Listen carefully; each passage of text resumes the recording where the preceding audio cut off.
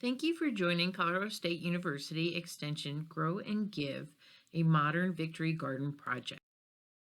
The Grow and Give is where you'll learn how to grow food, share the harvest, and keep it local by donating to local food banks and organizations. So today we're going to get started with growing tomatoes. My name is Susan Carter. I'm the Horticulture and Natural Resource Agent with the Tri-River area for Colorado State University Extension. So things to think about when you're going to plant tomatoes: the soil and crop rotation, temperatures of the air and the soil, selecting seeds and plants, hardening off plants, and basic care of them. So the soils are the foundation of any garden. If at all possible, you always want to start with a soil test if you haven't done one in the last few years. Soils that tomatoes like are deep and well drained. When the pH is higher than 7, which it typically is in Colorado, some micronutrients can be deficient, such as zinc, manganese, and iron. Soil salinity also needs to be low. The higher the soil salinity, the less crop that you'll have. So you'll have more crop failure as this number goes up. You also want to pay attention to crop rotation within that soil. Tomatoes are susceptible to many virus diseases, and things in the same family and related plants. So potatoes, peppers, eggplants are on the same family, the nightshade family, as tomatoes. So you don't want to plant any of these things within the first 4 years. So a 4-year rotation. Ideally, you're going to plant it in a new area every year for those 4 years. For containers, if you're planting in the same container every year, go ahead and empty it, clean it out. You can use like a 10% bleach solution to clean that pot, and then add new soil. And then you're starting over, so you should be virus-free. And then the other thing you can do is when you're buying tomatoes, look for virus-resistant tomatoes. Oftentimes this is on the label.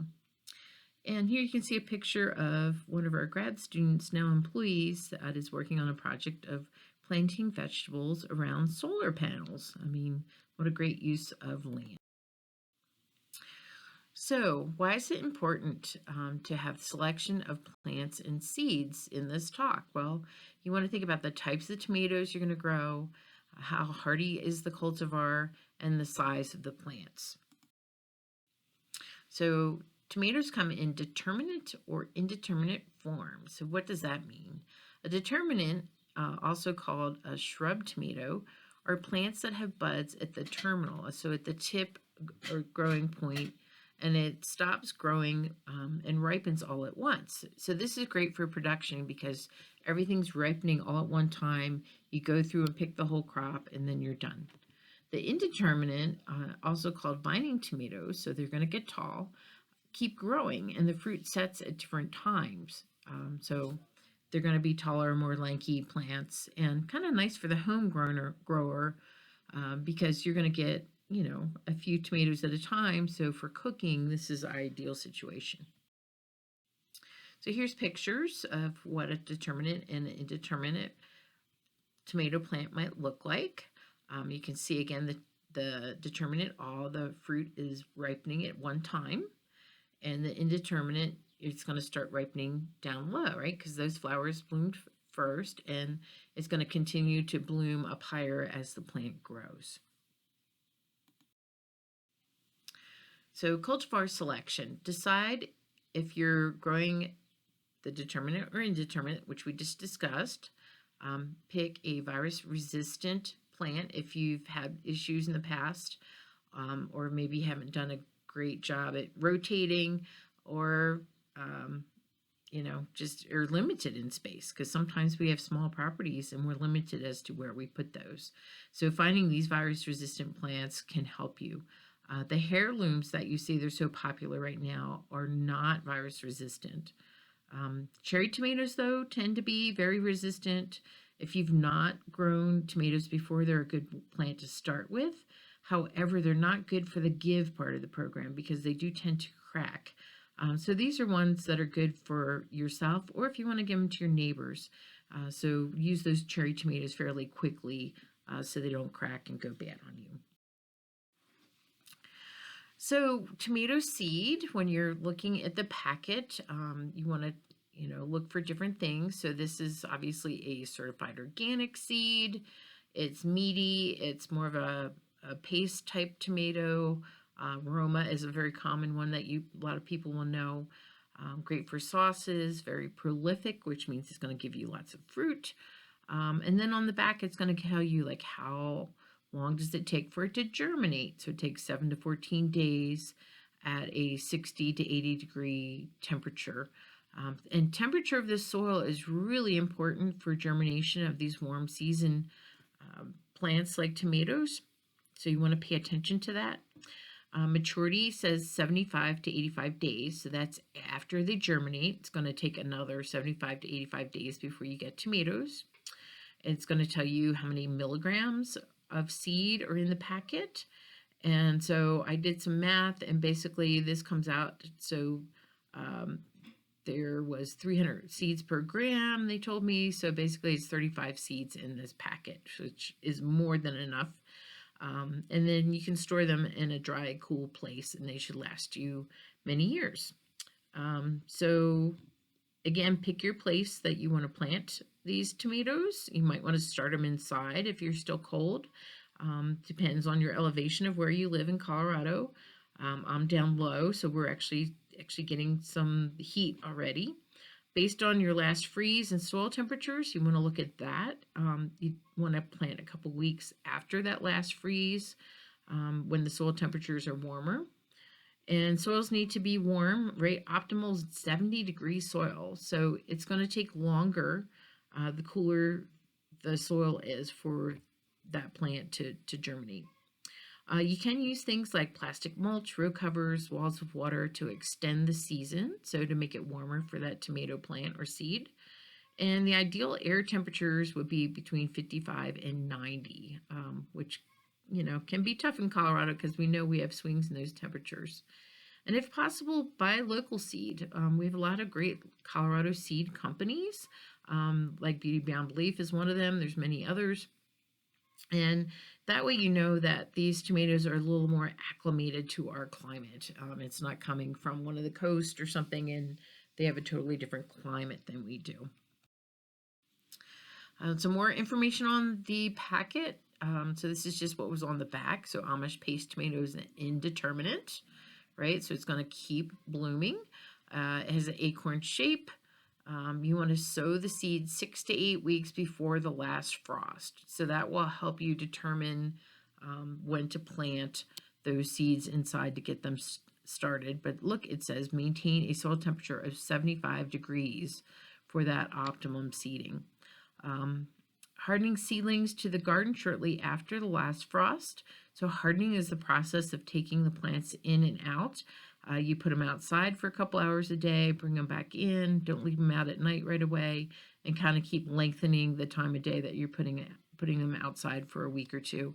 And that gets some use to our sun and wind and dryness. They do want to be in full sun. So here in Colorado, that means, full on sun for 6 to 8 hours a day. Doesn't mean full sun like the entire day time that the sun is out. You want to water regularly at the ground level if you can. You want to avoid getting the whole plant wet, and fertilize when the plants are about 6 inches tall, and then again in midsummer.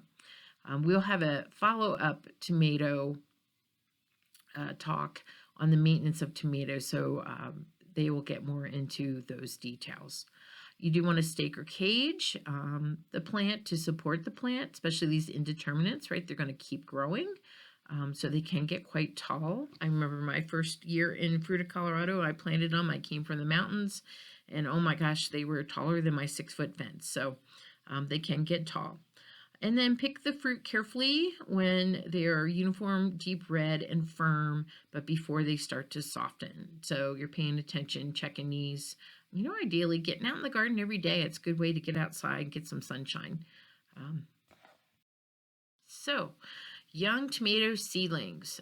So if you're going to buy plants, or even if you're transplanting them, think about what that plant looks like. So tomato seedlings start with a tap root, but then it develops into fibrous roots. So initially you have a downward root that then goes outward. Buying tomato plants, again, whenever possible, buy local healthy plants. Plants should be proportionate to the pot size. So here you can see the bigger the tomato plant gets, the bigger the pot should be. The 4-pack is probably kind of at that maximum size. So when you're out buying plants, you don't want to get a plant that's disproportionate. So if it's extremely tall, you might think, oh, I'm getting a great deal, but you're not really, because that root system isn't balanced with that top growth. So just pay attention to that when you're looking at plants. It's also okay too to kind of look at the roots when you're out there. I would say the one on the right is just about perfect. The sun gold on the left has just made it to the edge. That one looks like maybe it's a little too wet. And then you see new root growth in the one in the middle. So any of these are satisfactory. You don't want to get something that's solid root mass, because it's going to have a hard time coming out of that root ball and growing out. And there again, you're not going to have a plant that's balanced. So definitely want roots to the sides of the pots, but don't want a solid root mass.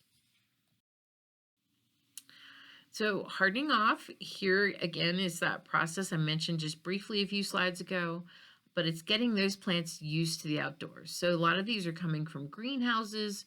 There might have been shade, they were babied, they were watered and everything else. So we want to acclimate them to, one, not needing water every day, and two, to our sunshine. So you can see here in this picture, they actually have them like under a chair. I actually put mine like under a picnic table.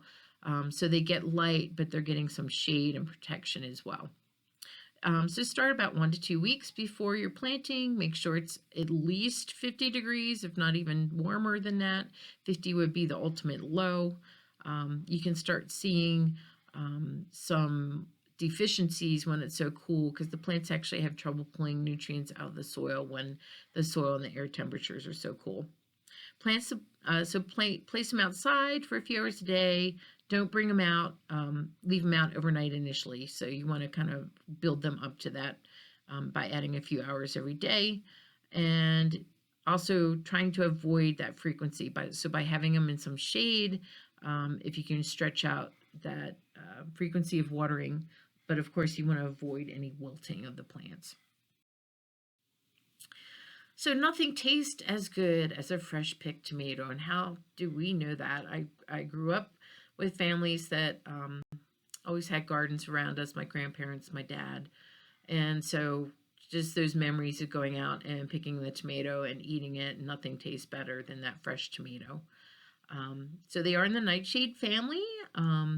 So they can have they're one of the few plants that you can actually plant deep. So this is the family, think of potatoes. You can actually add soil as they grow, so they can root out more. The tomatoes, you can also lay them down or plant them deeper. So if they're long and lanky, you can kind of lay them down and arc them up. So there's ways to do that. So you want to plant at or below grade with these. Make sure the roots aren't girdled. That means that they're going all around in the pot shape rather than going out. You want to use weather extenders as needed. So I mentioned those. So frost covers, walls of water, the plastic mulch, things like that to make it warmer for them. And then water well and deep.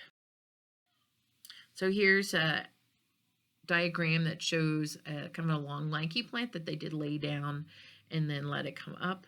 Here they're showing the peat pots still on the plants. Our soils are too dry and too alkaline for peat pots to break down. I'd like to remove them. Plus they can wick the moisture up. So if they're coming up out of the soil, they can actually dry out that cell of roots out. So peel it off real carefully, and you'll have better results. So, your plants have been hardened off, the soil's ready and warm enough. You want to space them about 18 to 36 inches apart, depending on how big your certain variety has. A 100-foot row should allow for 35 to 65 plants, so you can see that size variety there. And time, right when you're planting, is at or below ground level. Water deep and infrequently. Tomatoes are plants that like consistency. They don't like change, kind of like some of us. So they want kind of a consistent watering schedule. Daily watering can lead to calcium deficiencies and blossom end rot because you've displaced all the oxygen, so it's going to have trouble taking those nutrients up.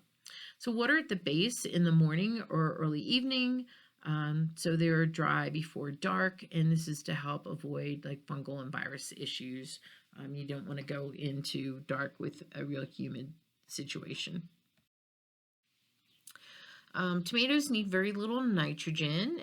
If you over fertilize, you're going to get a lot of top growth and not much bloom, but they do need some. This is where that soil test would come handy, because if you tell them you're growing tomatoes, they'll give you a specific report as to what you need. At transplant, you can fertilize with a soluble plant starter fertilizer to help kind of kickstart the plants. If organic matter is around 5%, there's no need to add the fertilizer. You don't want to get too much too much organic matter either in your soil. 5% is really about the optimum. Typical soils in our area are like 1 to 2% without amendment. So the native soils, you would need to add nitrogen to, but the more organic matter you have, it's actually going to release some nitrogen. So refer to your local agent or soil test for what other nutrients you might need for your area. So tomatoes are not the easiest to grow. Oftentimes they're kind of the first thing we go to because we know this plant, but unfortunately they are a hard plant to grow. Things like lettuce might be a lot easier because they'll come up in 7 to 10 days, and you can get a crop within several weeks if things are right. So tomatoes are not the easiest, but if you know and improve your soil, practice crop rotation, knowing when to plant by paying attention to soil and air temperatures, selecting the right cultivars for your situation, doing proper care, consistent watering, staking, and fertilization, and providing shade as needed as you grow the crop. So you might have seen I had the temperature range up to 90. So I live in an area that gets up to 100. So at that point, the plants actually will abort their flowers, and they just kind of sit there and wait until it starts cooling off again. So if you can provide some shade, that will help cool it down a little bit for them and help them keep more productive, especially those indeterminates.